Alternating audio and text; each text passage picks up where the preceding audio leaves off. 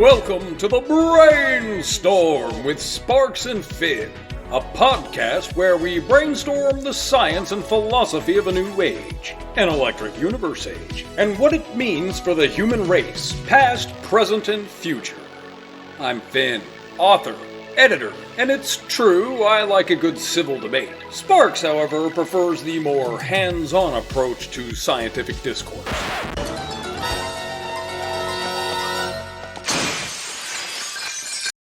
Sparks!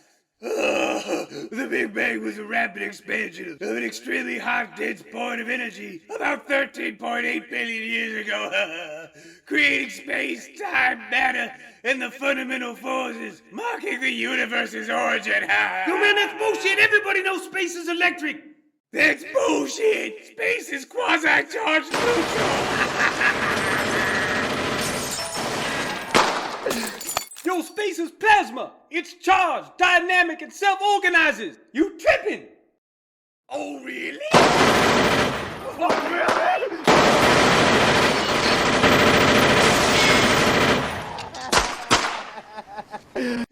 I suggest you learn some physics, Sparks. Ain't no way you'll get no peer review.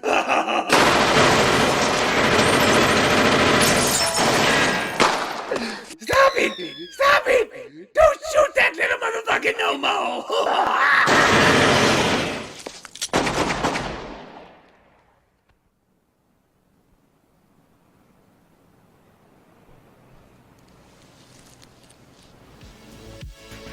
Today's guest makes even Sparks look like a science wussy.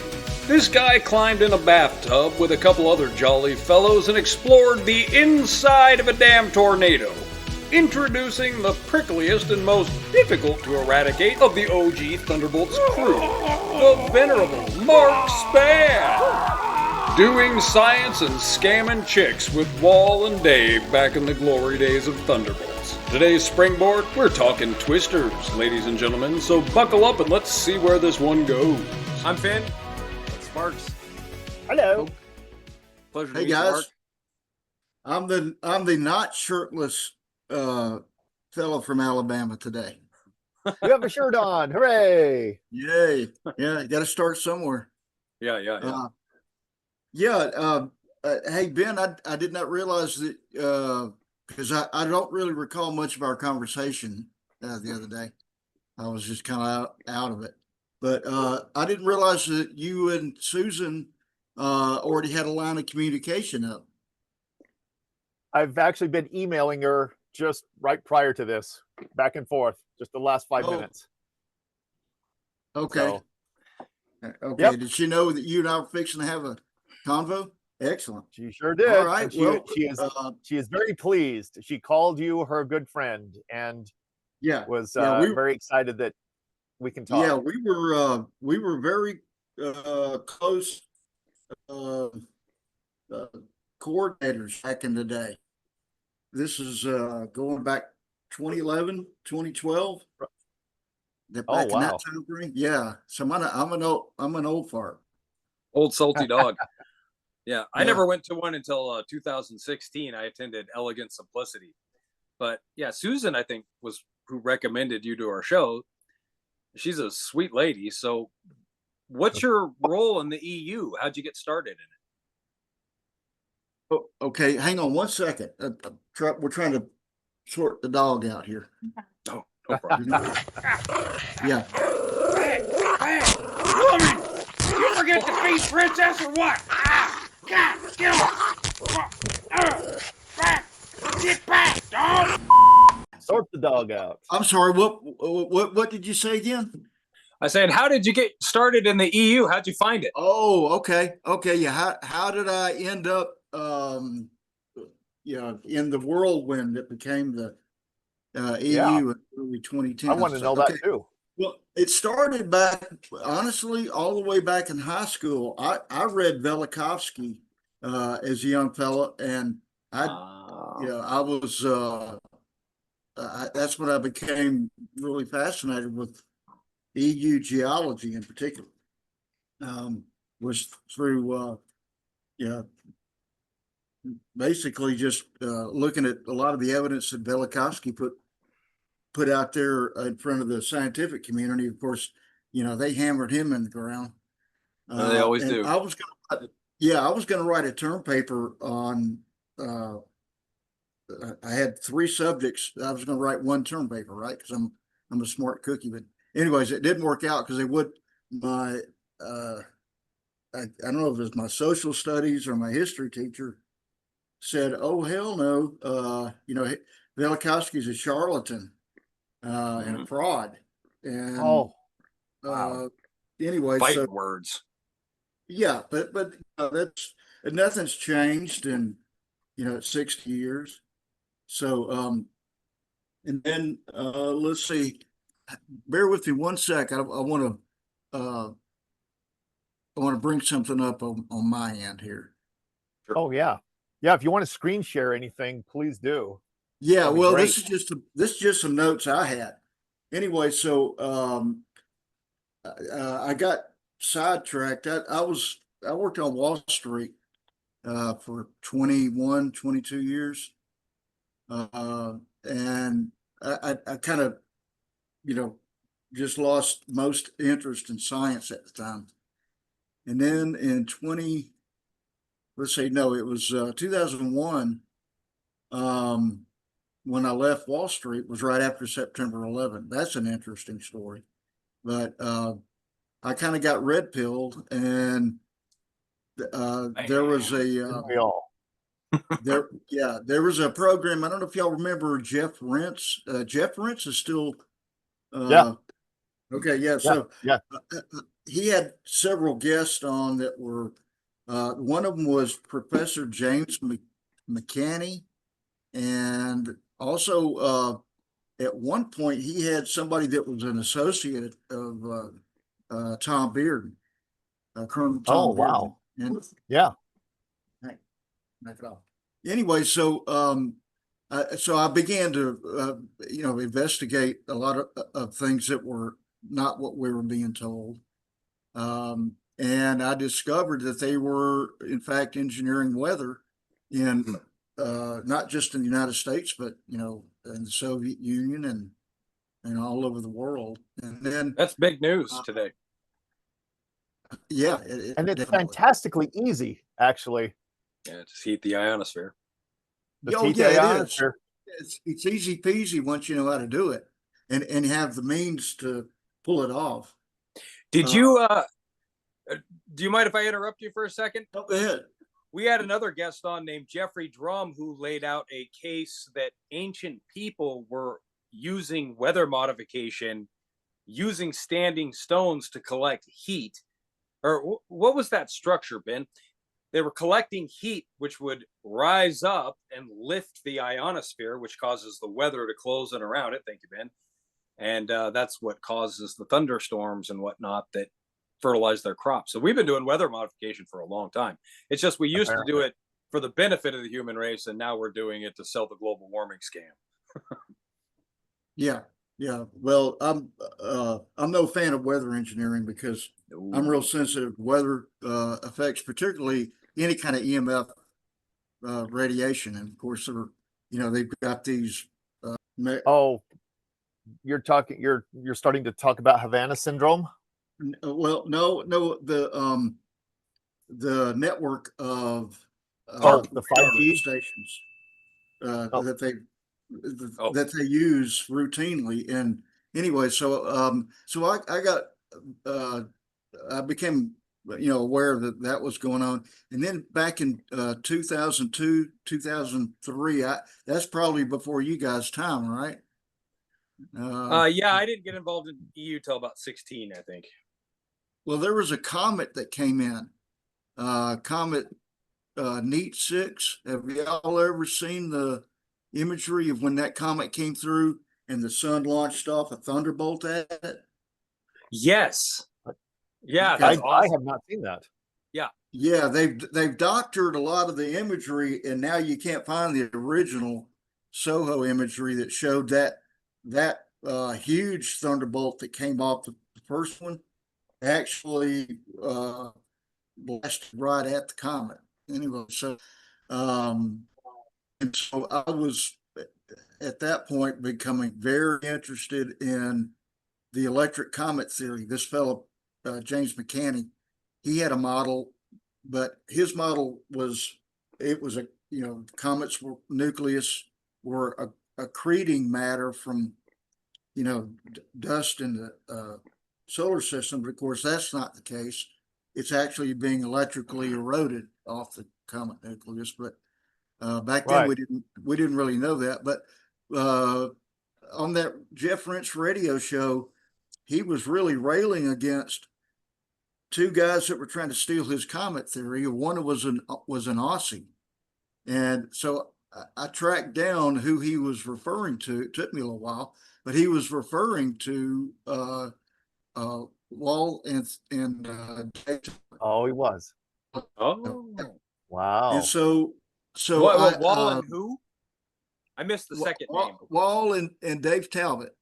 Oh, okay. Yeah, Oh, because at that time they'd already met and were working on their own model of electric comet model.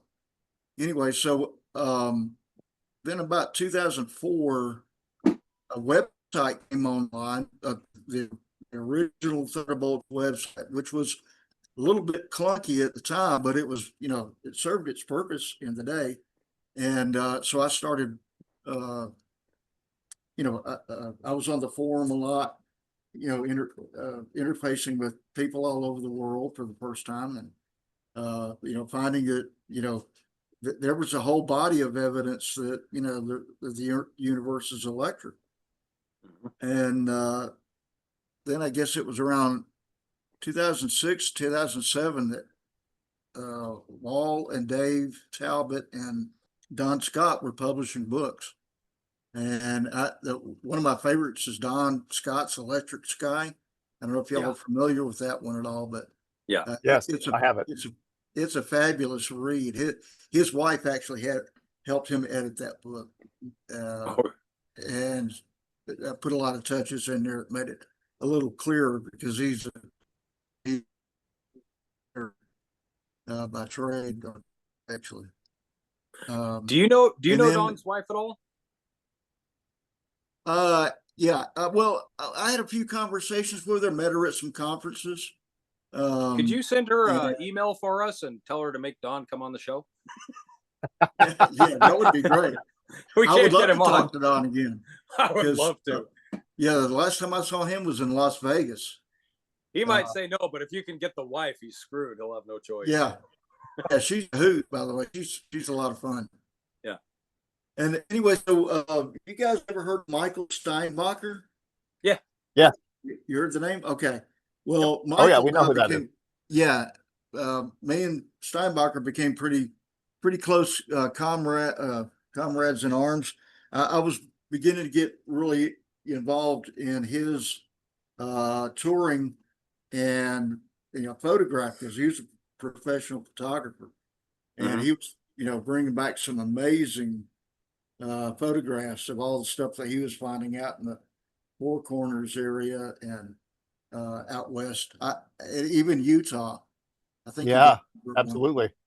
Yeah. So, and then in, let's see, it was probably late 2009 or 2010. Through the forum, Dave Talbot introduced himself to me. I'd never, spoken to him, and he asked if we could have a conversation, and he and I had about a 30-40 minute conversation. I came away as having volunteered to help organize the Electric Universe aspect of the NPA conference, the Natural Philosophy Alliance. They're still active, but they had a conference already scheduled in Maryland, and I'm not too far away in Alabama, so I agreed, and so it was spring of 2011. We were kind of gearing up for the conference, lining up speakers and whatnot, and then I got run over by EF4 tornado in Tuscaloosa. Ow. And that's, we don't have to do it. It is a great story. And it has a really amazing electric universe aspect to it. Because I discovered the hard way that gravity does not behave well inside of a tornado. Well, let you send And us the links for that. Both Matt and I have watched them.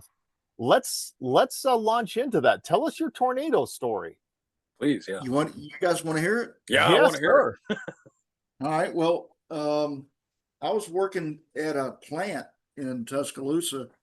My mom was in a care home there, and I was kind of, the family trying to take care of my mom.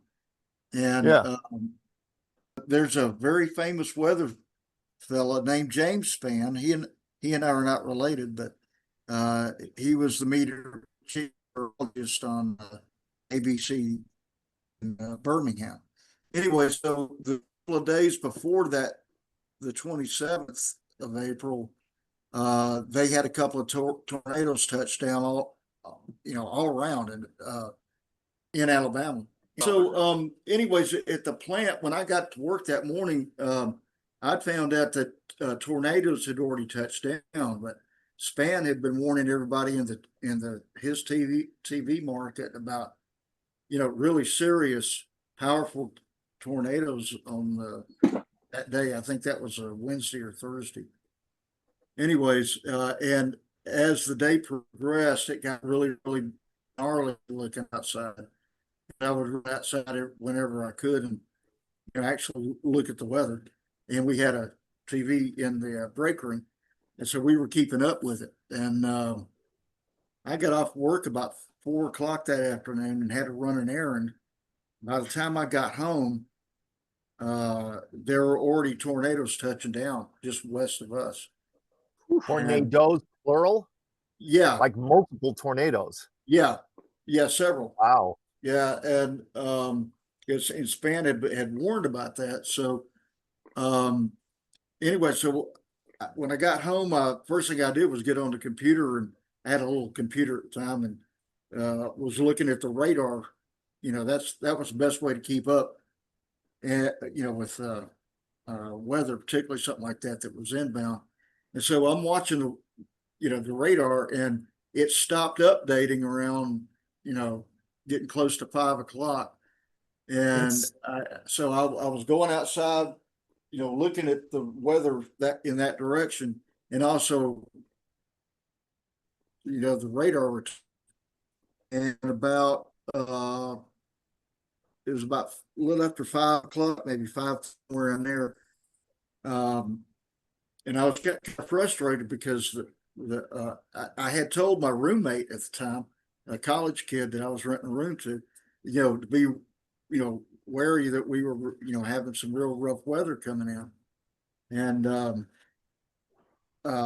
also I was frustrated that the radar wasn't working, it wasn't updating. And so I didn't have TV or radio, so I wasn't listening to, or any kind of real-time broadcast. But my phone rang, my cell phone rang. And normally I keep my cell phone turned off, but I had it on at that time. And it was my aunt that she lives down on Mobile Bay in Fairhope, Alabama. Anyway, she called me, and she was screaming at me. She said, "Mark, do you know what's coming at you?" Mark, get out of here, Mark. There's a tornado coming. Run for it. And I said, "No, I know there's tornadoes in the area." She said, "There's one on the ground, and it's in downtown Tuscaloosa." And I'm just 2 miles east of Tuscaloosa. So, Yikes. yeah. So I ran back outside. Well, other part of that part of the story is James Spann had cut in on the Weather Channel, and they had his live feed. So she was watching it while she was talking to me on the phone. Anyway, so I ran out back and looked over the roof of the house. And the couple of times I've been out prior to that, the sky was really bizarre. Mm-hmm. And there was all kind of stuff floating in the air. And but this last time that I ran outside with my cell phone in my hand, I looked over the roof of the house, and there was this monster tornado. I mean, it was. There's no way to describe it, and it had vertical or horizontal vortices, sticking out of it, and so it looked like a whirling dervish, like this huge monster with arms twisting all around it. And anyway, so You said horizontal vertices, vortexes. Horizontal vortices coming off the main vortex. Dude, that's terrifying. Yeah. And I mean, it was I've never amazing seen to that. look at, but it was fixing to run over my ass. So I wasn't spending a whole lot of time staring at it. And my next door neighbor, Joe, he worked at a tire plant in town and on like the late shift. And I knew he was asleep on the couch because that's what he did in the afternoons. So I jumped the fence, ran over there, woke him up, kind of, he and I just kind of stumbled out back, jumped back over the fence. And then he and I stopped and looked at it. By this time it was taking up the whole sky. It was, it was huge. Anyways, Wow. so we ran in the house and I had to snatch my roommate, Ravi. I had to get him up and out. He had his headphones on still, didn't know there was a tornado, running, literally What's that about to sound? run us over. So, yeah. So we tried to snatch there's a little crawl space underneath the house, and we tried to get the cover off of it, but it was screwed down. And so by this time, the house was starting to shake, and the the walls were shaking, and the rumbling. You hear that. You hear them say that Like you an hear approaching train. sound of a freight train coming. That's exactly what it sounded like. And so the only other option we had was jump in the bathtub in the bathroom, and that's what we did. Me and Joe and my roommate. Oh my God. And, 3 of you? In the tub? yeah. Wow. So It's amazing how anyways, well you can squeeze when you've got a tornado coming at you. yeah, and so once we were in the tub, the we walked violently, and there was this huge pressure drop, and the college kid Robbie, he actually we found out shortly afterwards it actually busted his eardrums. That's how powerful the pressure drop was. And Wow. Yeah. and we had snatched the shower curtain down over us, and I was looking out under, at the door of the bathroom, slamming violently. I mean, it was violent, slamming and opening and slamming. And I'm sitting there watching that, and suddenly it was daylight. The roof just disappeared. It was a flat roof on the house. Yeah. And I mean, it wasn't real bright daylight, but it was, I mean, went instantly to daylight. And prior to that happening, there was some weird stuff. When I say gravity didn't behave properly, stuff was flying around in the bathroom, but it would suddenly fling up against a wall, or one time up against the ceiling, and then back down to the floor. And I took note of that. That was Was it? Could it have Like been empathy. wind? the roof was still on at that time, but it wasn't just a few seconds later. Oh, say that part again. And it suddenly the wild winds. What? Could you say that part again? We broke up a little bit. Oh, about when the roof went, No, about the objects flying. Was it like yeah, wind? okay. The roof was still on. Now we had a couple of windows open in the house, and I'm sure the doors were, flinging open and everything. But there wasn't a whole lot of wind in that little confined space in the bathroom. But Mhm. objects were like flinging up against the wall and then dropping to the floor and then flinging back up to the ceiling. Mhm. And Was there a window? Was there a window in your bathroom? there was, but the window was closed. Yeah, it was That's weird. bizarre. Okay, that was weird. And then when the roof, it was all at once, like I'm sure it just went as one big piece. And the instant we had violent winds right there, in our immediate space. So I let go of the shower curtain and I grabbed a hold of the spigot, in front of me. It was me and then Joe and then Ravi was one in the back. Anyways, and at one point we actually began to float up out of the bathtub, which had nothing to do with the wind, because the winds weren't bad enough, to cause anything like that through the Bernoulli Bernoulli's principle. Yeah. Bernoulli principle. Wait. That was What's ruled that? out. And anyway, so anyways, Ravi actually was floating up out of the tub, and we were all hanging on to each other, and I was hanging on to the spigot. And if it had not been for that, we'd have gone straight up into the vortex. So, Wow. yeah, Did you get to see up into it?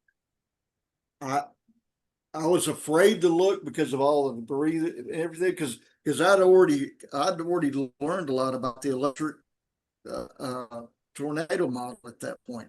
There was a fellow named Peter Thompson, I think he was in the UK, had published a theory about the electric tornado. Mhm. And there were reports of people seeing lightning, circular lightning up inside the vortex. So I remembered that, and I really wanted to look up, but it wasn't a good idea. Yeah, no, I get Yeah, that. it wasn't a good And idea. that makes sense, because the center of the vortex, that's where the Z pinch action is happening. That's where all that plasma is being forced into the middle, isn't it? Yeah, and it would, the plasma sheath can constrict and expand, which is where you get a lot of pressure, sharp pressure drops and variations is during that process.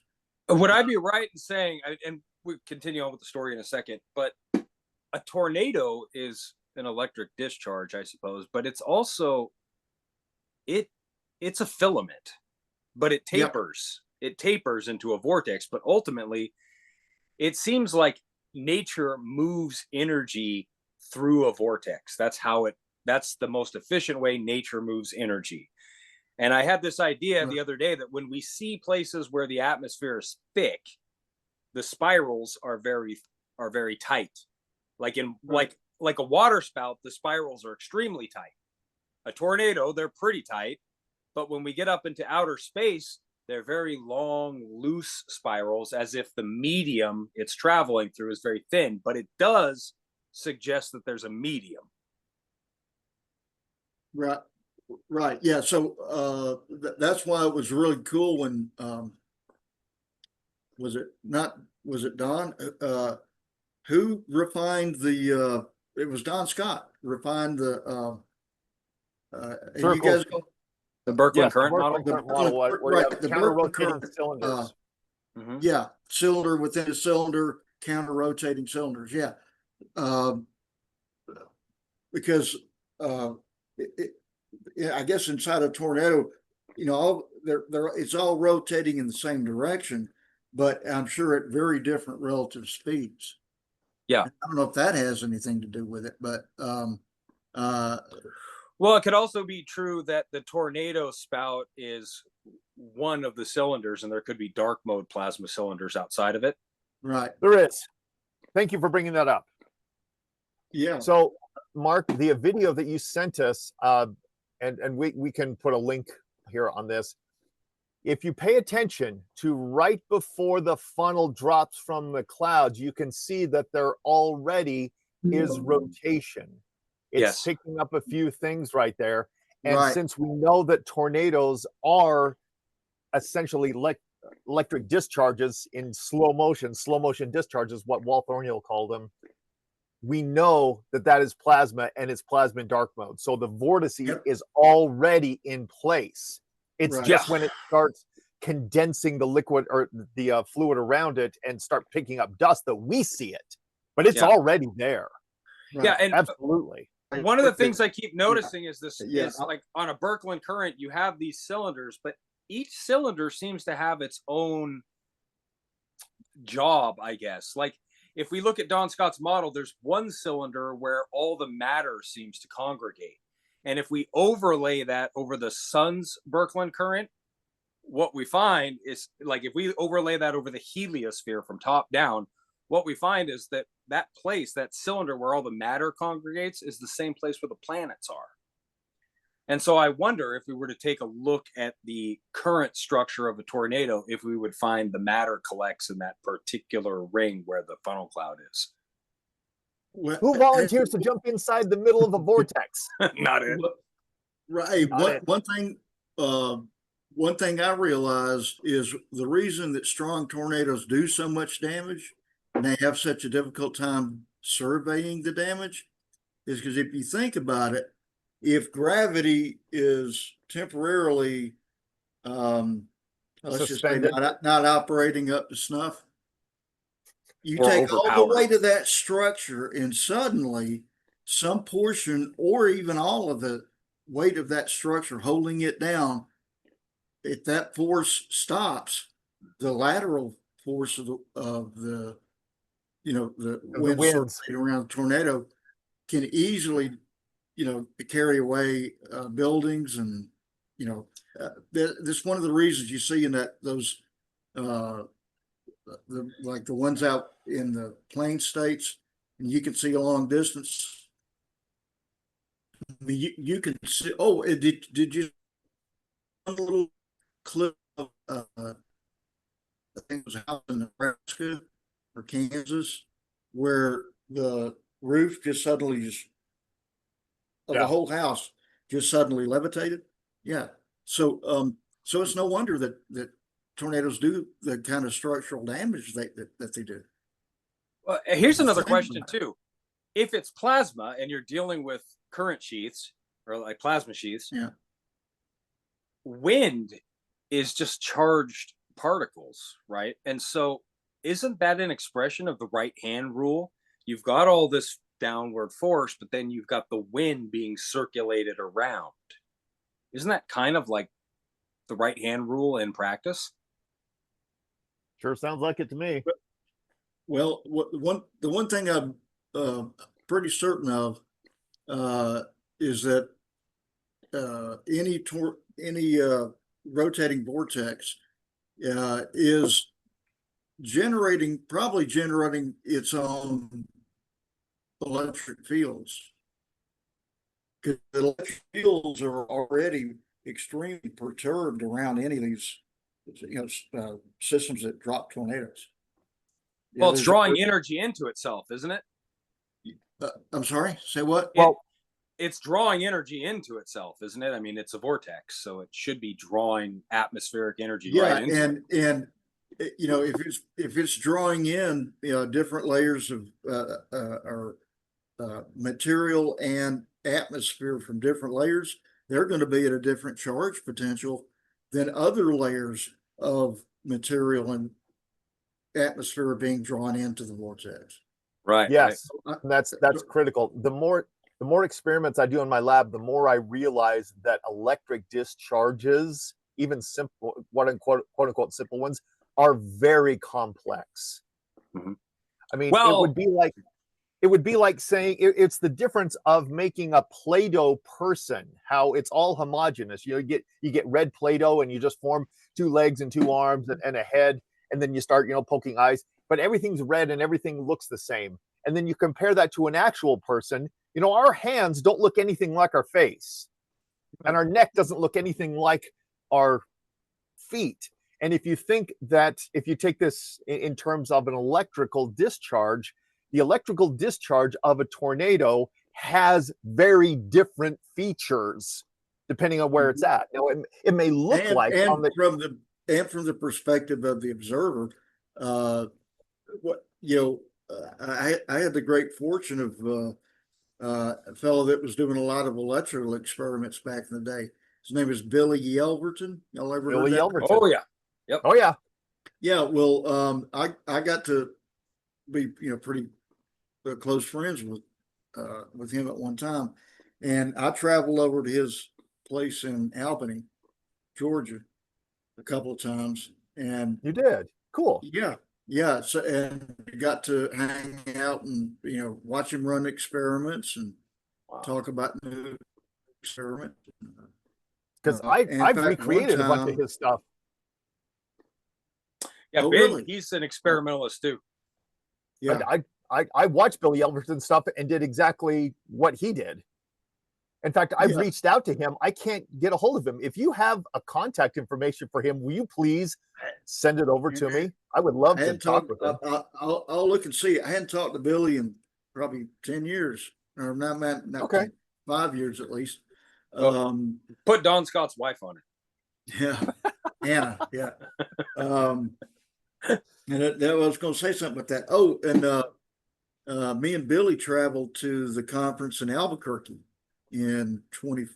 Oh, wow. I think it was, and with all of his electrical experiment gear, and we ran tabletop experiments throughout the whole conference. Wow. Yeah, me and Billy, and I'm trying to remember the fellow's That's name. awesome.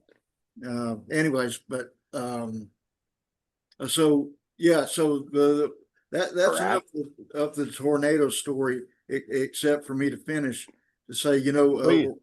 one thing that was real cool about that was, well, a couple things. One was Don and Wall sent me $500 when I was, because I walked all the way across from East Tuscaloosa to West Tuscaloosa where our plant was, and I kind of broke into the company rec center and slept in the basketball court there, and for a few days. And Don and Wall sent me $500.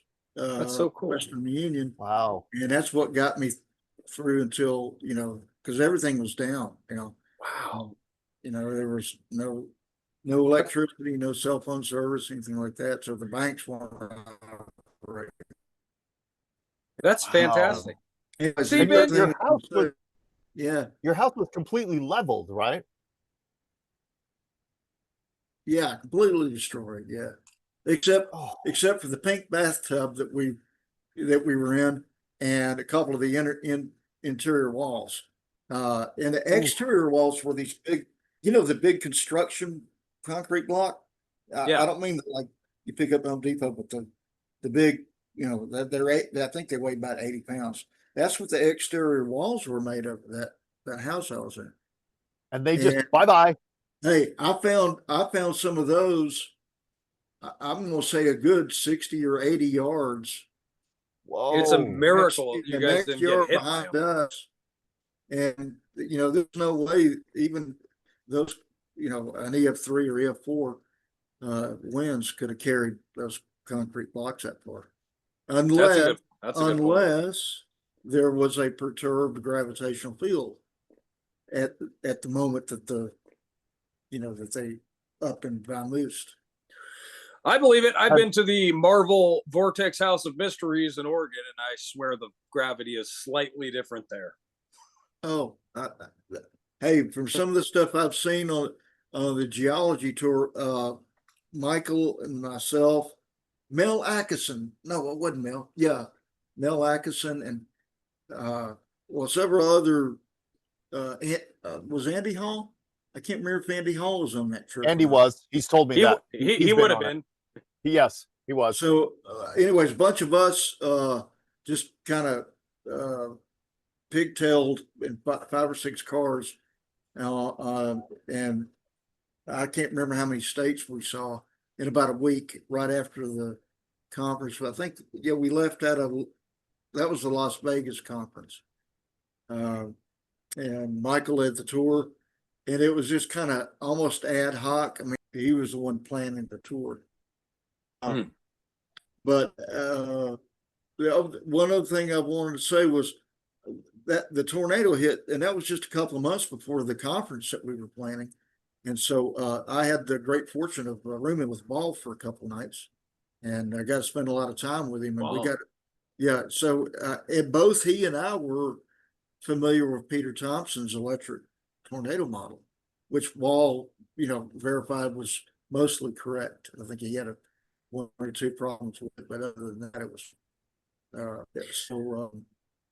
When you were living, excuse me, when you were living with Wall, he didn't happen to mention killing anyone, did he? No. That we were just at the conference, and well, but I think I'm not in on a joke. Well, okay, so you know Ben Davidson, Okay. Suspicious Observer. Apparently, he started. Unfortunately, we'll have to talk off camera about that. About Ben. Oh man. No, it's okay. We won't talk about it. Just let Matt finish this. Okay. We won't talk about it. He'll just bring you up to speed. There's a rumor that he accused Wall of murdering somebody, and we've been trying to get to the bottom of it. And you'd mentioned earlier that somebody accused Wall of stealing his theory about electric comets. That guy wasn't mysteriously unalive. That was James Mechanic. But Is he still alive? I hadn't heard anything about this. That's crazy as hell. Like Wall was supposed to have off somebody. That's the rumors. So we got to get Ben on the show and find out. I mean, you know what? Well, unfortunately, I know both Ben and Walt, so only one of them's able to tell the truth. Well, if it was Walt, I figured they have it coming. Yeah, yeah. Me, yeah, that's right. Me and I was one of the original people that Ben had on his little podcast called Fly on the Wall. Yeah. Oh, really? Yeah. I was one of the original, was me and Trevor Toller and man, I can't remember the other fellows, and then me and Ben had a little bit of a falling out, and it was about a comet over some comments that had been made about comets. Anyways. Comments about comets. Yeah, comments about comments. Live on his podcast. He didn't appreciate me, having a different opinion. Really? Yeah. So, well, if you disagree with me, you're gone, buddy. That's crazy. Anyway, so yeah, we and Ben and I met at the conference in Albuquerque. And Billy had come, me and Billy rode out together. So there was a lot of tension there between me and Ben's wife, and Billy and his wife. Oh, geez. Yeah. Throughout the whole conference, unfortunately. And me and Billy were the only ones in there, with all the people coming in, want to see the electrical experiments. Yeah. I was kind of holding down the fort. I didn't see much of the conference speakers because I was in with Billy running experiments. But okay, so no, I would like to hear more about this concept that Wall might have been in the skull and bones business. He was the Illuminati. Hillary's hitman. Both Matt and I, when we heard about this, we're just flabbergasted. And so we both independently started looking it up. We have found nothing. Yeah. Nothing on this. I mean, he was a real pro. He covered his tracks well. Well, as long as we can talk about this, I'll tell you that I was really bad hurt when, because I thought me and Billy were, as tight as him, because I helped him, I helped him get some money for his experiments. Wall and Dave, Really? were, Wow.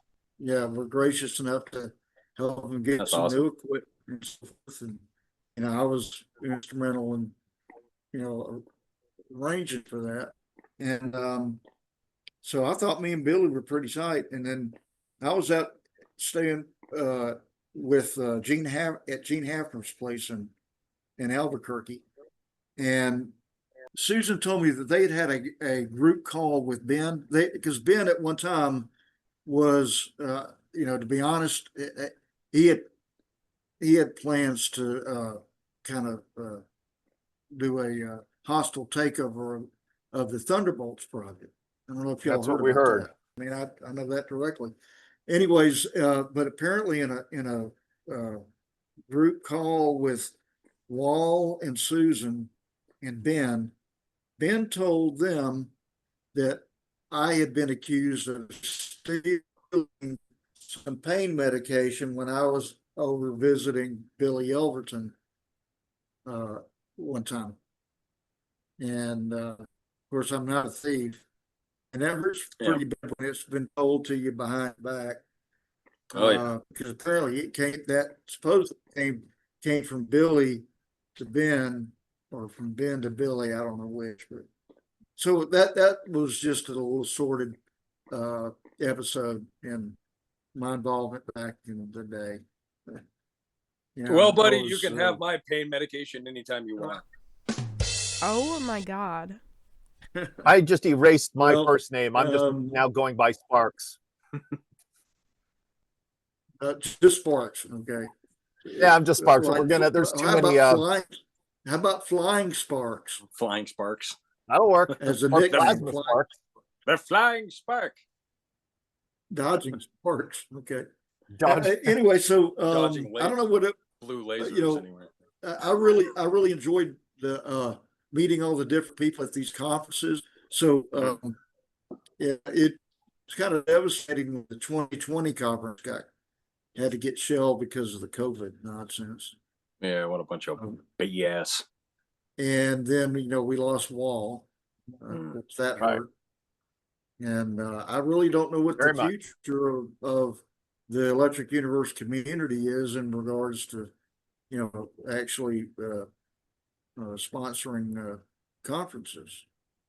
I don't know, but I can tell you the community appears to be growing. I'm on X, and there's a lot of experimentalists on there that are on board with the Electric Universe. They've got other ideas too, but Electric Universe seems to be the focal point, and everyone's branching off, doing experiments, coming up with stuff. So I think it's growing, if anything.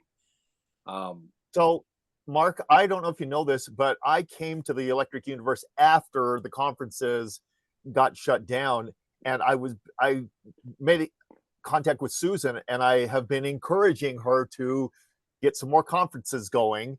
And then finally, I just you know what? I'm going to do this myself.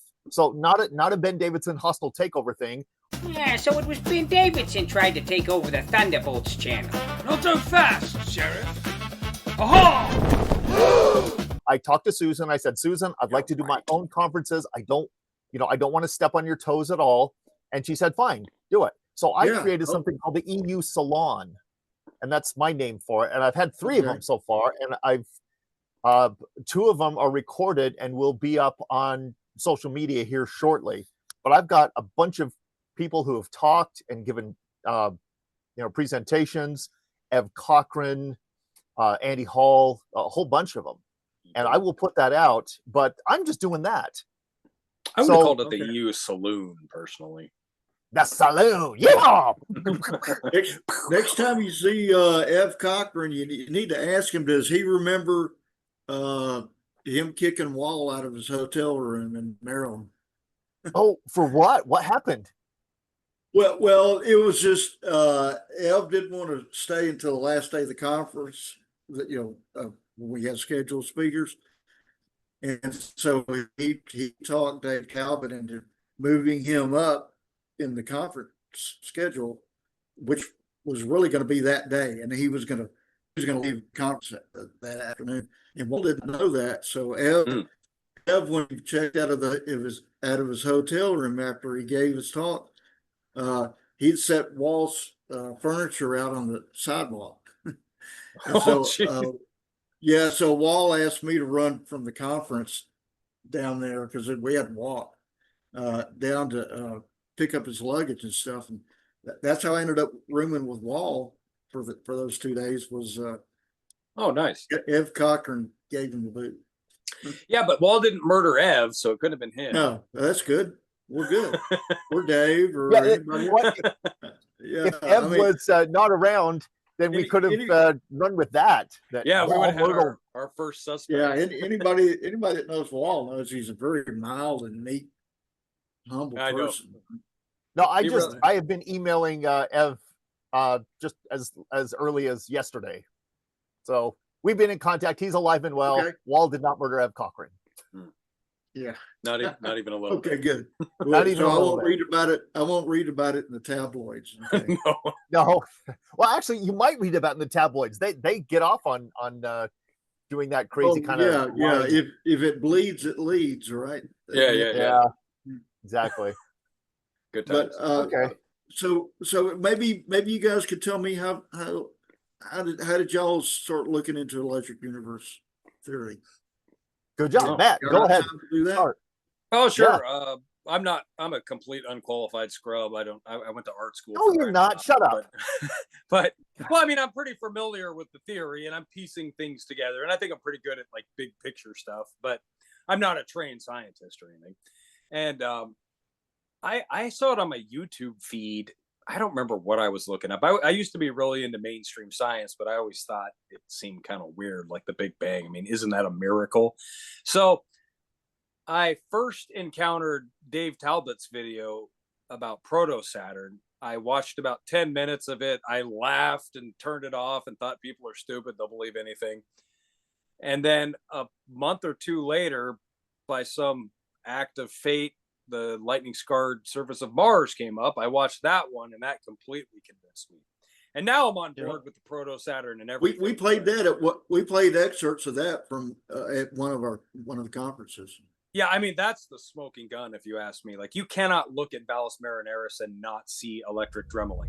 You just, you have to be willfully. It's so obvious. Once you yourself. See it, you can't unsee it. Yeah. Yeah, it's like the Virgin Mary in the Last Supper. Like, once you see her, you can't unsee it. So that was kind of the start, I guess. But then I attended Elegant Simplicity and I met Wall.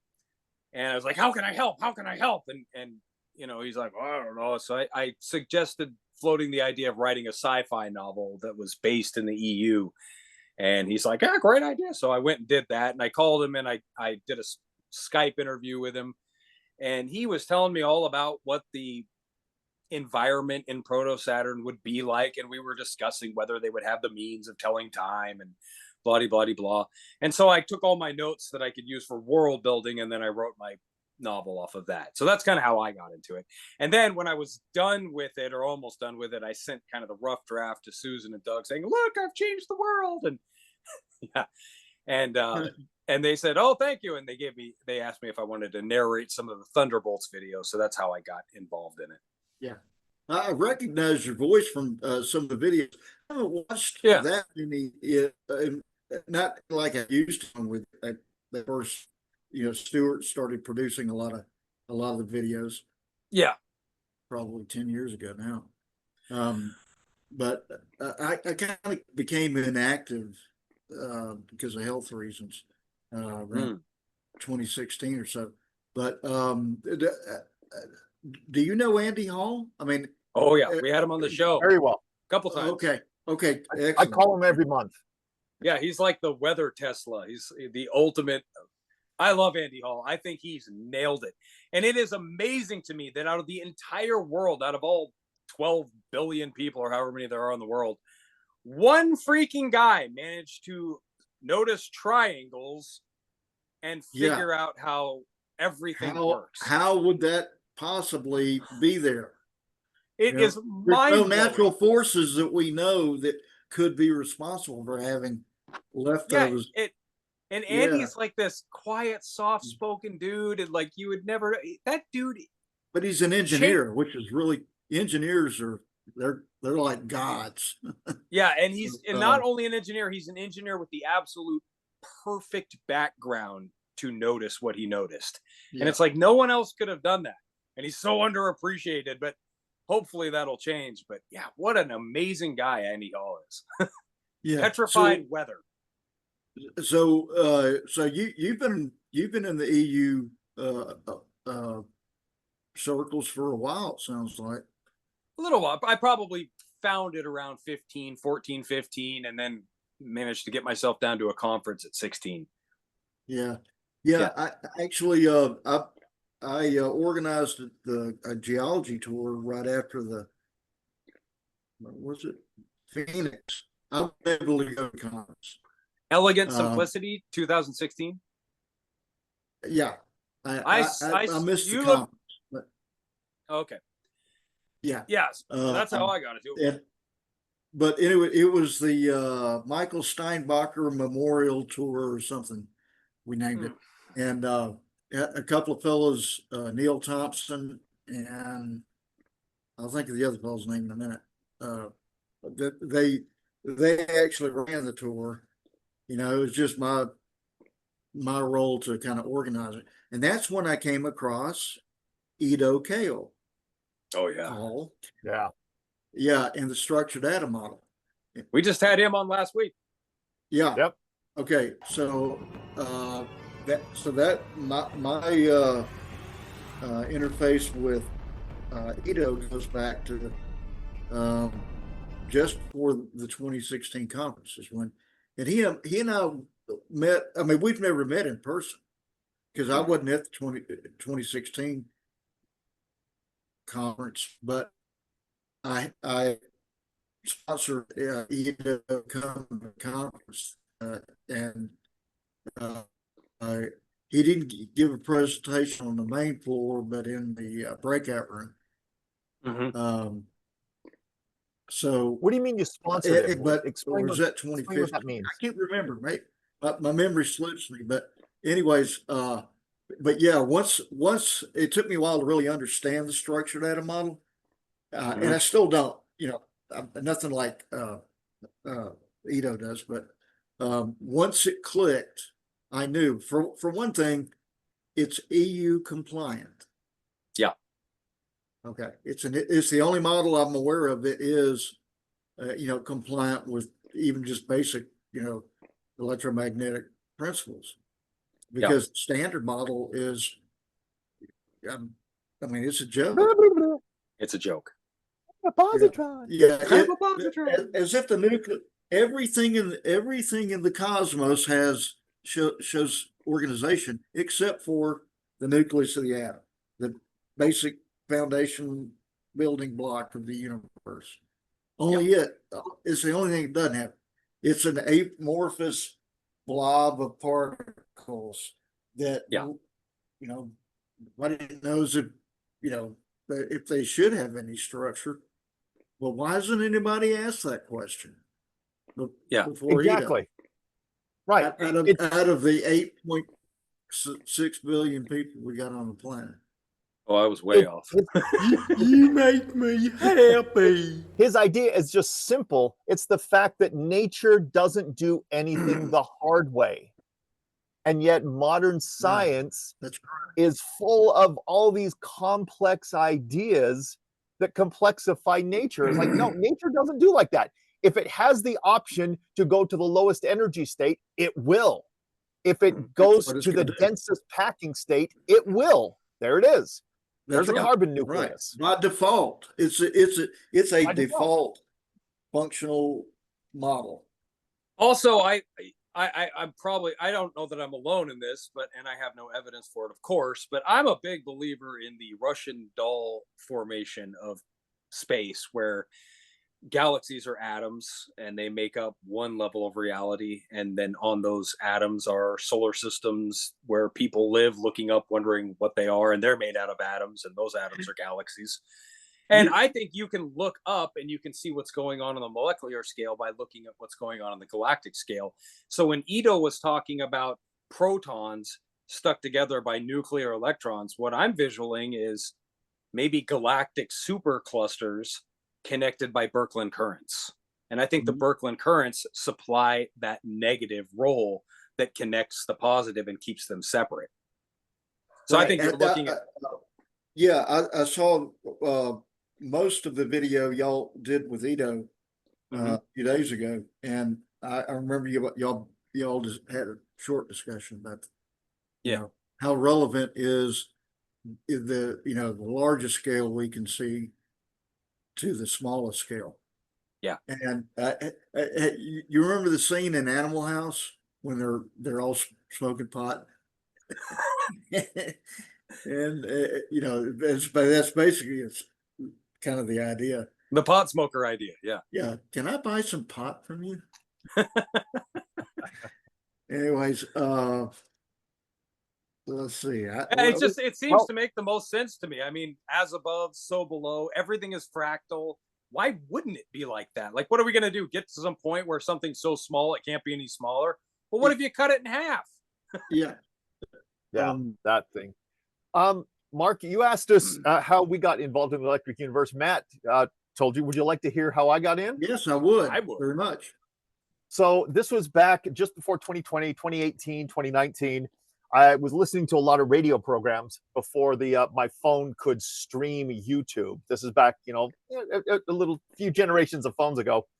And I would have to watch YouTube videos at home. And so, of course, I was doing massive science presentations. I bought science books. I studied string theory. And I would have discussions with my father-in-law, who was a physics teacher. And every time I brought him a question, the conversation would end with more questions than what I started.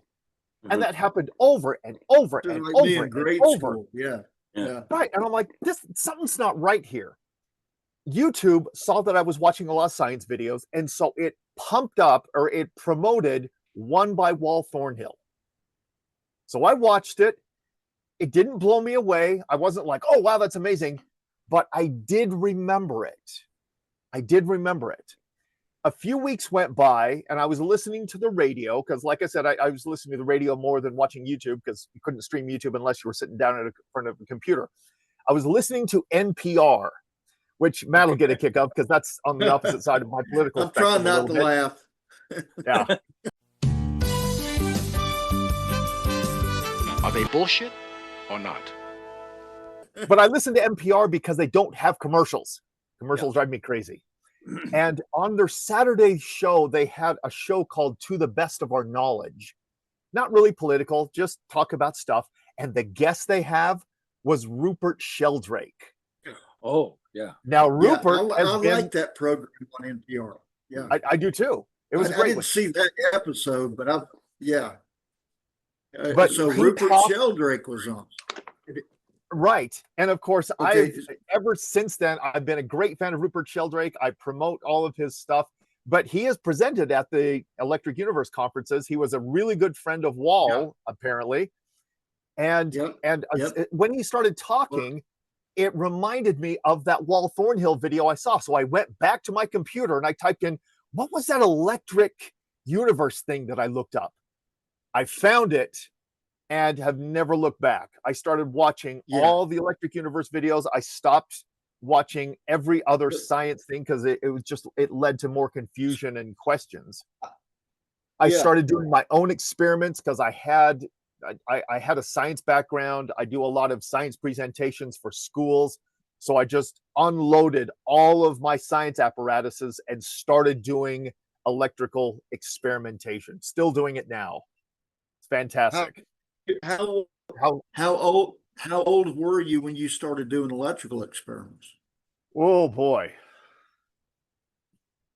5, 6.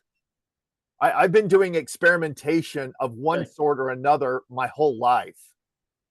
Man, no wonder you and Billy, you were running some of Billy's experiments. Yeah, I was. I've got just off camera over here, I've got a Wimshurst machine, which is a static electricity generator that produces, 10 to 20,000 volt sparks in between them. I'm talking to Andre Assis. He's a physicist in Sao Paulo, Brazil, who has just published a book on all these electromagnetic experiments. In fact, he's probably going to be on the podcast here shortly. Ito had said something about that book. That's He did. In fact, it's actually right there. If I were to turn the camera, you would see the book that Andrea Cease just sent me, a PDF of the book. I'm reading it right now. Yes. Oh, you're reading it. Okay, cool. And doing the experiments from it. Yeah, I got to tell you that in my opinion, I had the same reaction when the light went on for me with the structured atom model. It was the same way with Sheldrake's morphic resonant field. It's like, oh, that's where all the information knowledge is stored. It ain't in this little bit of gray matter up here. It's like, this is just the receiver. This is just the receiver, and it explains why stroke victims. And then you want to do a palm plant, right? Like, why couldn't I have seen that? Had to be obvious, right? But it is, and that's one of the beauties of the electric universe is once you start studying the principles of it, you're like, oh, this makes sense. It's obvious. Right. Why didn't I see it before? Yeah, it's logical, and it has such great. Hold on, Matt, you're muted. There we go. I need to learn sign language. No, I said it. He's giving me a story. He's giving me a story about how he found out about EU. No, I could hear. I just couldn't say anything, which is probably better for everybody. Okay. But the morphic field blows my mind. Like, the planet is instructing its life how to grow. Why don't we have plant and animal giganticism anymore? Because the planet understands those don't work in this gravity. Yeah. That's it wonderful. Could be that. Yes, it could be that, or with just gravity just got too strong. But but it's like the hertz that the Earth vibrates at is what informs our DNA what to make. What was it? The DNA is the keyboard, but it's not the code. The code is the morphic field that says, okay, now you're going to produce a brontosaurus. Well, those aren't that's real. A good analogy. Hardware and software. Yeah, kind of is a good analogy. Yeah, while you were away, Matt, we were agreeing that this is just a receiver of the information necessary to function in a three-dimensional. Neurologists agree that it's built like an antenna. And after you watch Eileen McCusick's stuff, it's hard to deny. I mean, we've got our electric field, the heart toroid. The heart toroid. Mm-hmm. Yeah, it's not a pump. It's a vortex engine. It's an inductive. How would you define a vortex engine? I like what Matt said. Vortex engine. Generator. It does act there. It does have pump-like action, but is it only a pump? No, not at all. Not at all. Yeah, it's like it's all it's doing is pumping the blood out of the heart into the first section of artery, and then from there your artery is lined in negative charge and the blood is positive charge, so it propels it forward as a vortex through your veins. Okay, the vortex part, that's kind of new to me, but it makes logical that's just because that's the way, like you were saying earlier in the conversation, that's the way material in the universe prefers, because it's the most efficient, path of least resistance, simplest way to do it. It makes sense. Which is why the Berkeley currents are structured the way they are. Yeah, the energy is hitting something in space. It's just ionized dust, right? But when it hits that, it has to move it to the back, and so it's basically corkscrewing through it. Let me ask you guys this. I had a kind of a eureka moment at one point. Tell us. When Don further refined the function of, or how Berkeley currents are, schematic of it. Beautiful And- stuff. And Wald's idea that gravity is instantaneous between two objects anywhere in the universe. Yeah. Okay. Now, how can that be? Well, I thought about this. Is it possible that inside these Birkeland currents that sound could be transmitted universally instantaneously through a Birkeland current? It's just a question I have. I wonder if Why would it's that be? it's a because sound is a longitudinal wave, right? Right. Longitudinal wave function. Well, is it not possible? Tell me the significance of that. It's just a crazy thought I had that, when God speaks, the entire universe hears it instantaneously, right? Well, if that's the case, how does that work? There has to be a mechanism for it. You're right. I agree. Yeah. So The more I do experiments and the more I study, the more I realize I don't know if we really understand the finer details of it. We understand the surface of electric charge and electric interaction, but the intricacies and the fundamentals, I don't think we do. I really don't. Yeah, there's something going on, but it's not exactly instantaneous information transfer because you're right, not quite, but it's just really, really, really fast. Yeah, well, you know how they say the orbit. Oh, go ahead. Well, if two orbital bodies are speaking gravitationally, that's virtually instantaneous. Virtually. There's no lag because it's such a short distance.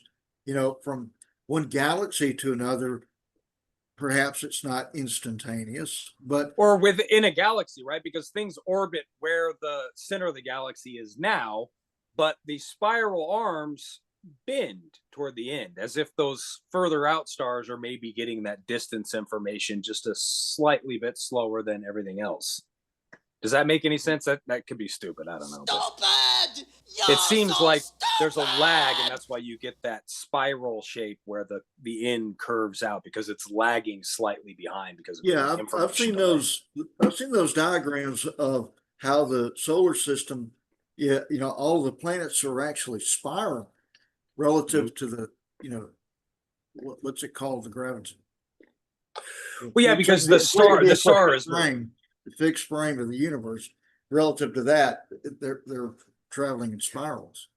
Yeah, the sun is moving straight up at like 56,000 miles an hour as compared to nebula clouds that we go past. Yeah, well. Anyways, Walt seemed to have been of the opinion that if gravity operates at effectively instantaneously, then it's possible that sound could be transmitted instantaneously across the cosmos in a Birkeland current.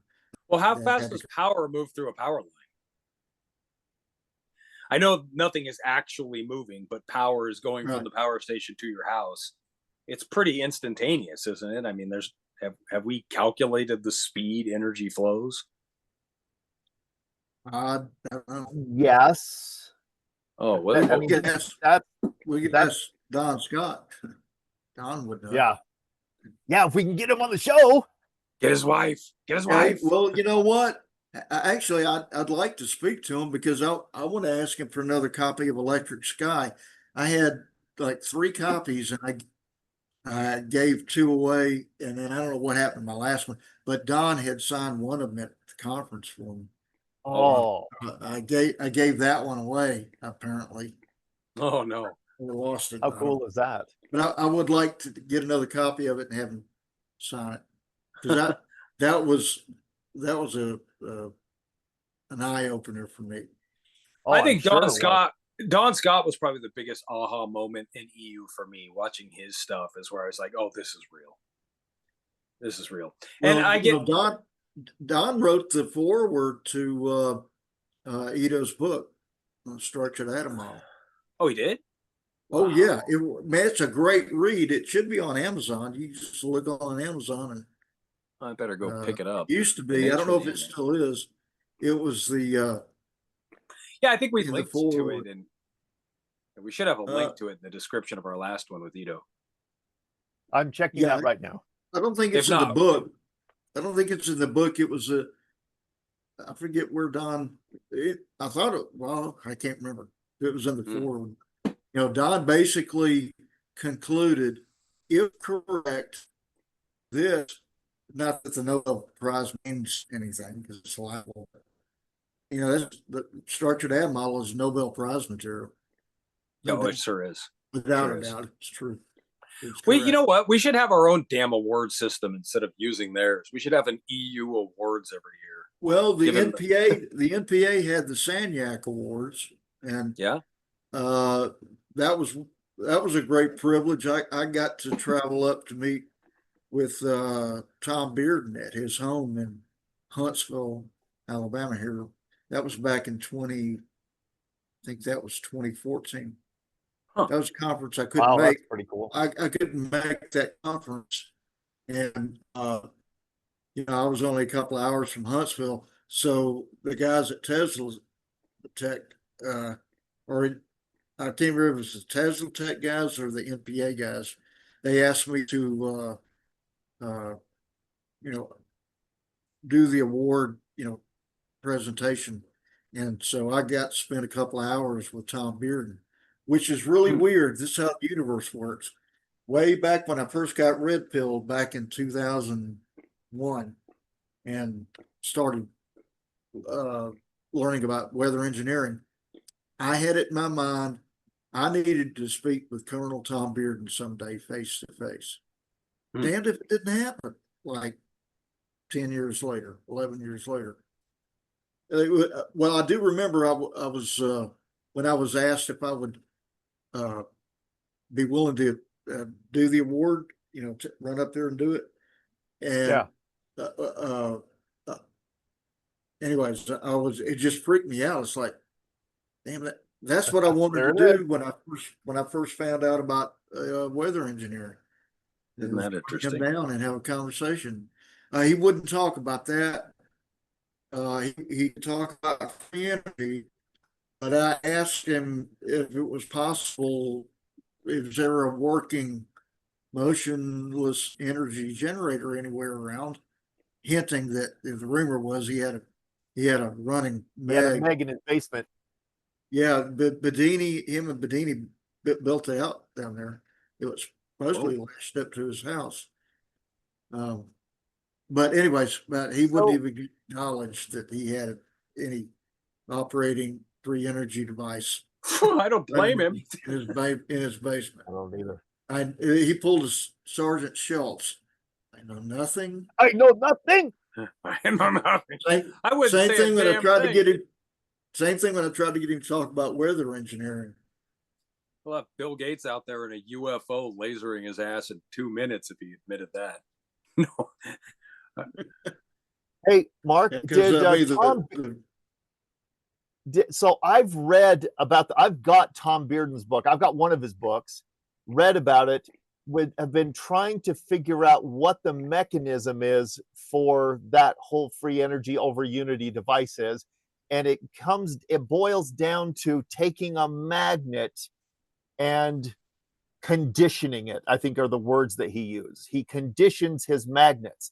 And what that means is that he somehow is able to take a magnet and give it energy so that the magnetic field in a stationary magnet oscillates. Did you get that deep in conversation with him about it?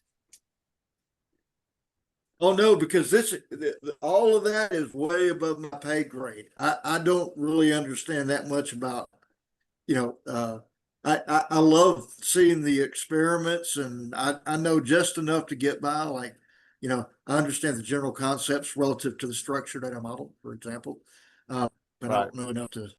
I was just wondering if he didn't y'all talk about that? Didn't that come up in the interview you had with Ito? Weren't y'all talking about that? It didn't. That was something different because conditioning. somewhere, maybe it was one of the other videos you guys did. Somebody was talking about an oscillating magnetic field relative to free energy. And I can't remember who it was. I don't remember, but that's Maybe what it was Tom somebody. Bearden. Maybe it We've was talked about. Yeah, maybe it was somebody in the Leonard. We've discussed be. Leonard a few times. I don't think we've ever got Well, real anyway, deep into the weeds. So an on it. oscillating magnetic field, this of a stationary magnet. That's the difference. stationary.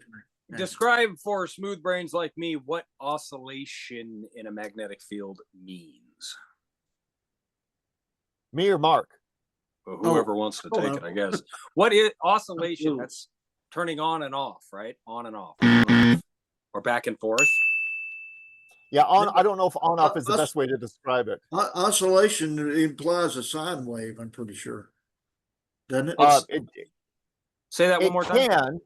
It can. Matt, if you doesn't oscillation imply that you've got a sine wave function? That sounds right. It's not only that, because Matt, if you take your slinky out and hold it horizontal and pinch it and then let go, it'll oscillate back and it'll also reflect and come back. So any type of back and forth movement is an oscillation. So a transverse wave oscillates up and down.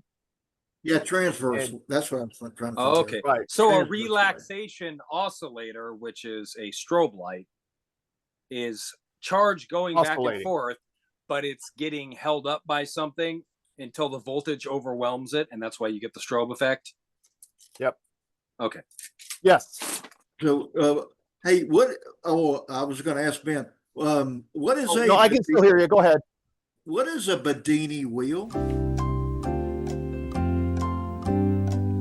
What is a Bedini wheel? Mr. Scientist!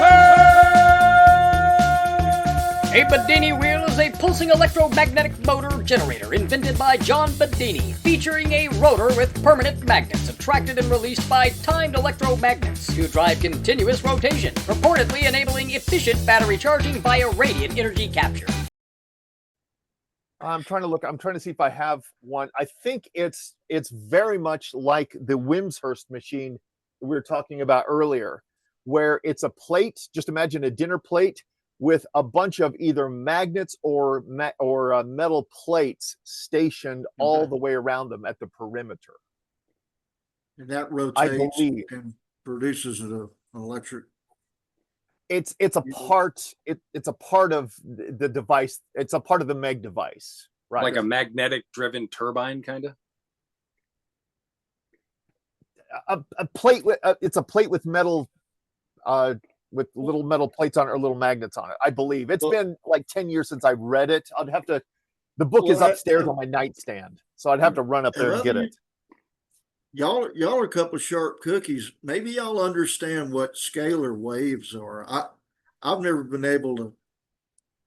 My friend Norm talks about them all the time. I don't quite understand them, but I feel like they're important. What are they, Ben? So to understand a scalar wave, all it is, it's the oscillation of the nucleus of an atom. Okay. Oh, okay. We talk about electromagnetic waves, and electromagnetic waves are the movement of the electrons all the way around it. But nobody ever talks about what the vibration of the nucleus is, because as electrons come close and then stop, there's reverberations here. In fact, I can show it to you. I've got something over there on the table. I'll show you. The reverberations that the protons do in the nucleus is the scalar wave. That's a scalar wave. And the reason we don't know about it is that Oliver Heaviside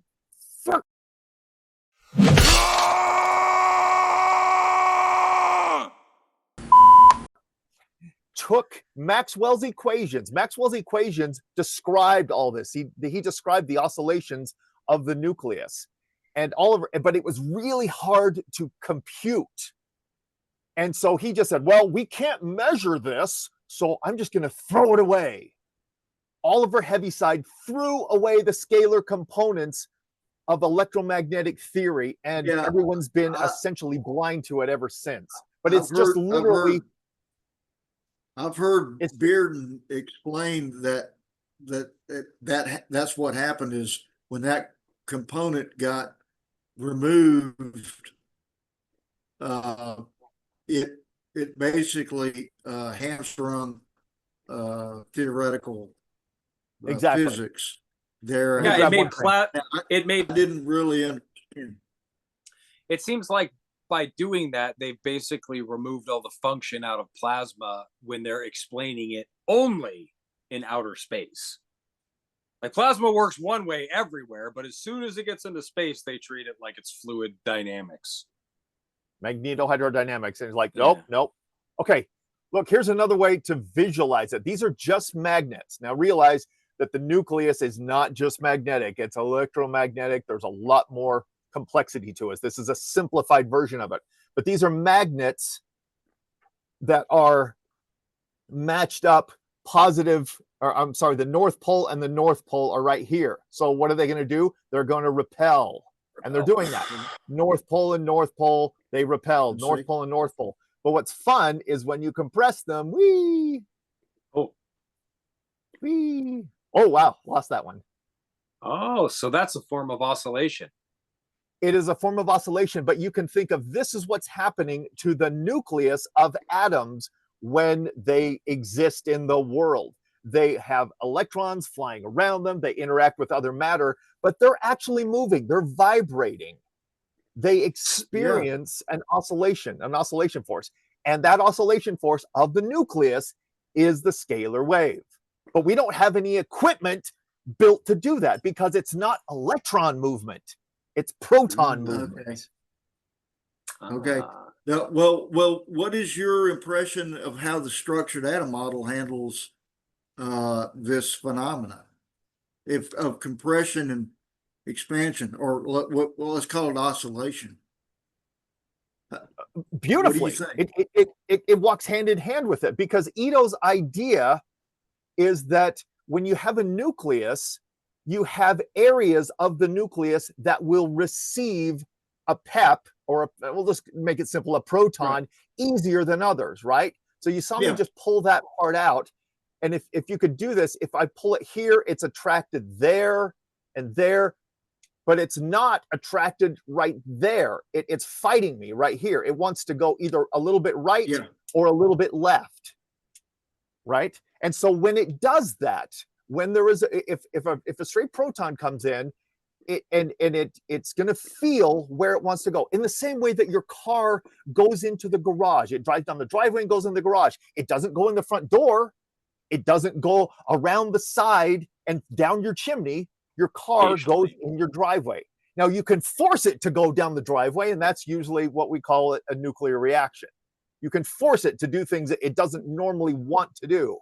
But in Ito's model, he says that there are specific points, areas, neighborhoods along the nucleus that a new proton will naturally want to go to. Yeah, that's it. Sure, that's makes sense. Whole idea. Right. Simple. Does Ampere's missing law address this scalar wave function at all? Not that I've seen. What is Ampere's missing law? Pull out your slinky. Okay, stretch it. This is going to be hard. You might want to pull your kids. It says that when electricity flows along your slinky, that there is a longitudinal wave. Here, go like this with your slinky. Okay, that's a transverse wave. It goes up and then down and up and down. I see. Ampere's missing law says that there's also a longitudinal component, and a longitudinal wave is one that doesn't go up and down. It goes back and forth. Like it's a compression rarefaction. Pew. That's Ampere's missing law. Like sound traveling through water. Yes, correct. Yeah. He says that there's a longitudinal component to electric flow. That's Ampere's missing law. Could that have something to do why the electric force has a long range but weak attractive force, but a short range but very powerful repulsive force?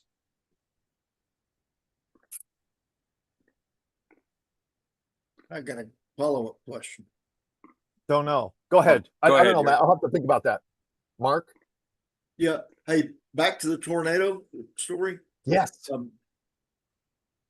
What could possibly explain from, it's only been a little, an hour we've been talking about it, but y'all had a chance to think about it, but what would explain everything like just up in the bathroom with plastering up against the wall and then up to the ceiling and then falling?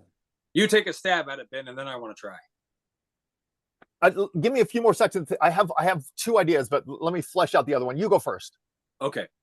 What if the ground is one polarity, but the tornado, because it's charged ions, what if it's charging the objects in the room and then their polarity is being set opposite to the ground or whatever the tornado is affecting at the moment, so that you have an electric repulsive force? Like if it can charge objects, then it could move them. Okay. I like that. We can test that, and we should be able to test that. The other idea that I have, and I'm sorry, it's not as sexy, it's not as Hollywood, but you can test this idea. It may just be eddy currents. Now, an eddy current is, of course, we all have seen eddy currents. They're whirlpools in like a flowing stream. Like you go to a river, and all of a sudden you'll see an eddy current, right? If you take a box, a cardboard box that's open at the top, or maybe not open, and you stick an air hose in it, and you just go, you're going to fill the box with air, but you're also going to generate currents, little vortices all over in that box. And Mark, that's true. Could just be that these were eddy currents, just small little vortices, picking up the shampoo bottles and going, throwing them. Yeah. But we can test that. We can test that. And we can also test whether it's electrical in nature. So it could just be mechanical wind vortices throwing it around, but it could also be electric, or more than likely, it's both combined. That's kind of sexy in Hollywood. Is it? Yay! Okay, look, here's the deal. The wall that the spigot was sticking in, on the other side of that was my bedroom, right? Okay, well, that wall, when the roof went, that wall got pushed maybe about 30 degrees down, coming down on my head, actually. Right? Wow. So the wind at that point was at its most, traveling at the highest, rate of speed, was traveling over a wall tilted about like so. Mm-hmm. Okay. Wouldn't that would create an enormous, the Bernoulli effect would create an enormous vortex in this direction. Bernoulli effect? But let me demonstrate Bernoulli, and then maybe we can wrap all this up. So here's a funnel. Anybody can do this, right? Ping pong ball. Put the ping pong ball in the funnel. I'm going to blow as hard as I can, and the ping pong ball's going to do what? Shoot straight out, right? I'd say spiral, but what'd it do? We don't have full screen. It's hard to see. It doesn't do anything. Oh, that's what I saw. I thought it's not doing anything. Why is that? Bernoulli's principle says that when you have moving air, you create low pressure on the sides of it, which work directly opposite of the direction of airflow. It also talks about how it's the air going through it, and the primary one speeds up because it's channeled. Like it would be more appropriate and accurate if I go like this. The air coming out of my mouth is one speed, and the air coming out of the nozzle is sped up because it all gets compressed. Down. Right. That's a better explanation of Bernoulli's. Yeah. Interesting. Well, here's one other thing to consider. We were holding on to the shower curtain during all this until I had to let go, or I've always let go of it, to hang on to each other. but the shower curtain didn't get ripped out of our hands. We let go of it. You would think in that kind of a violent wind that shower curtain would have been ripped, ripped away. Yeah, you would think Mark, the curtain would have went flying. Forgive me. I don't mean to make it. I don't mean to take the mainstream physics explanation and say we have an answer for everything. I don't know that we do, because I wasn't with you. I don't know that. I mean, if you're saying stuff is flying around and you're holding on the shower curtain, it's not getting ripped from your hands. That's an amazing story. I would love to be able to repeat that, but I don't want to destroy how to do it. I got lifted up by a dust devil one time in my tent and picked the whole thing up off the ground with me in it. But I could feel like wind pressure. It sounds like what you're saying, like if you're being lifted in the air, you know if it's from the wind because you can feel yourself getting buffeted with the wind. But you didn't really feel that, did you? What did it feel like to get lifted up in the tub? No, not a terrible buffeting of like you would imagine with that kind of a violent wind.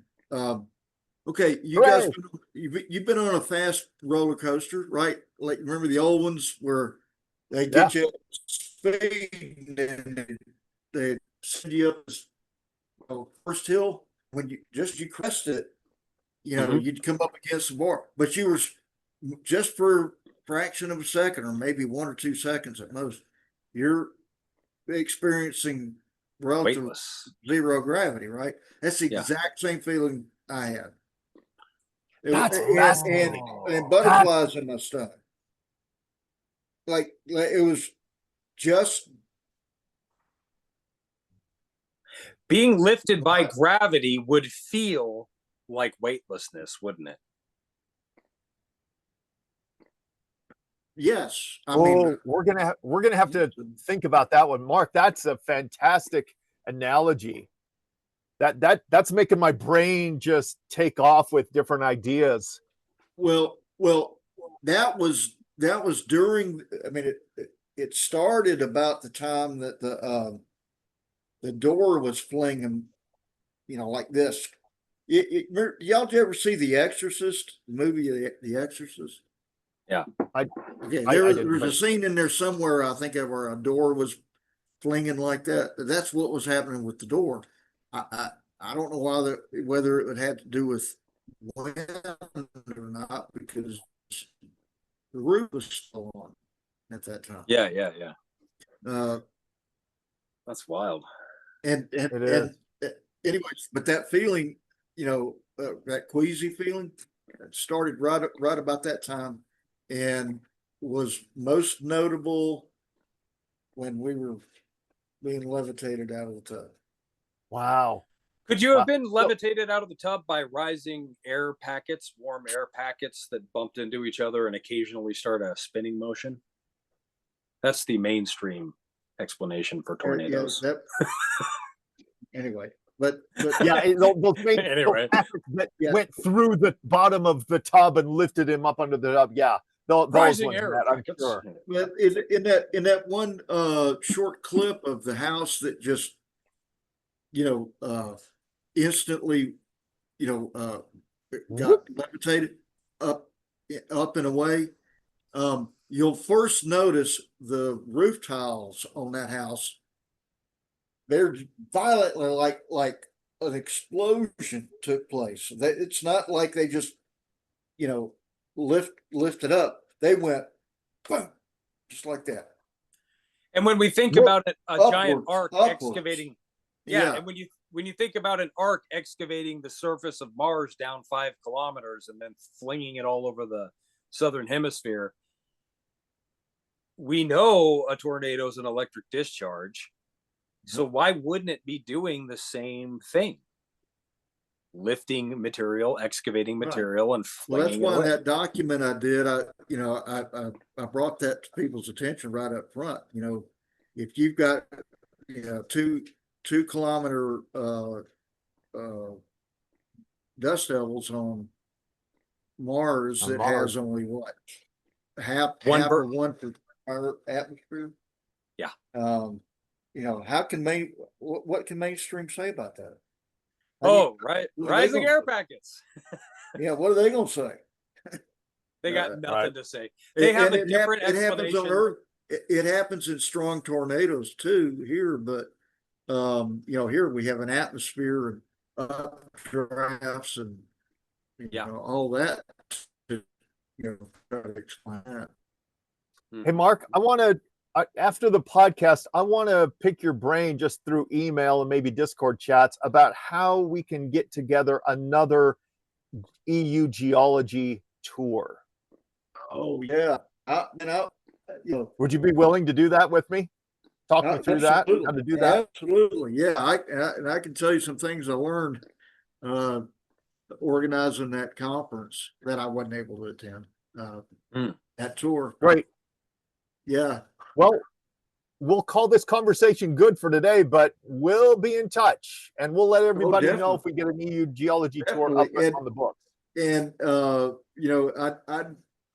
I'd love to have Ito join us on a call at some point. We could do that. For some reason, I don't understand that the EU community doesn't see the significance and the importance of the structured atom model. It's like it's lost on most of the community.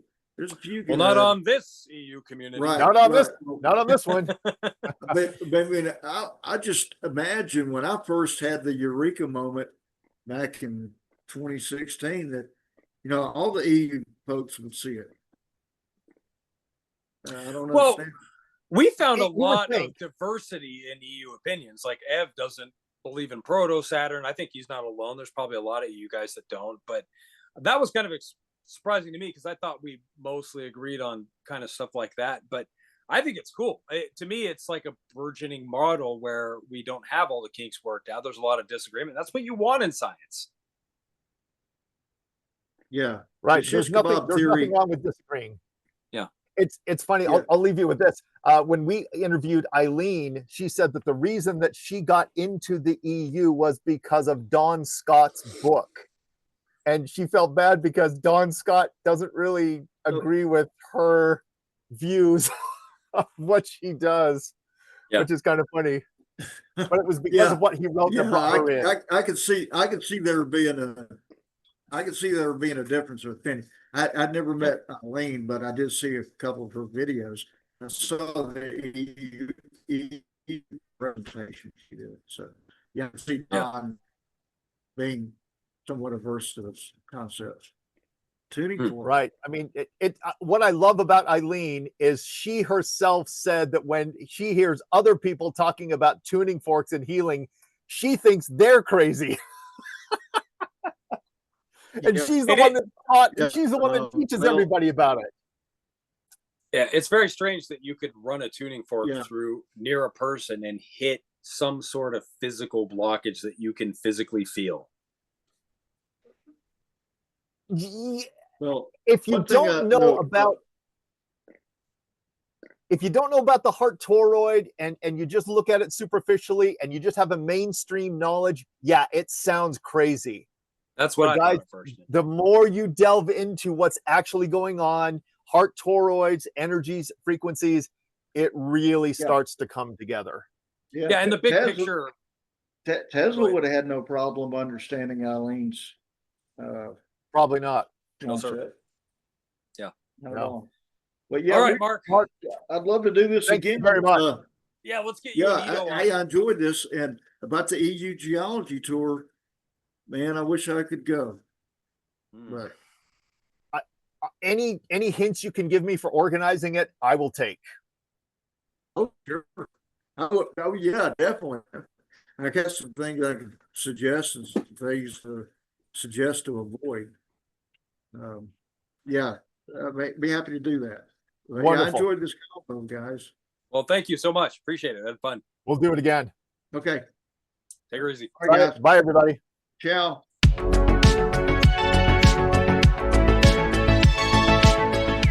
Thanks for listening to the Brainstorm with Sparks and Finn. Hope you learned something new or found some food for thought. If you did, take a second to smash that like and subscribe button. Consider joining our Patreon to help Sparks and I spread the word. And then join us next time as we explore this amazing electric universe. Cheers!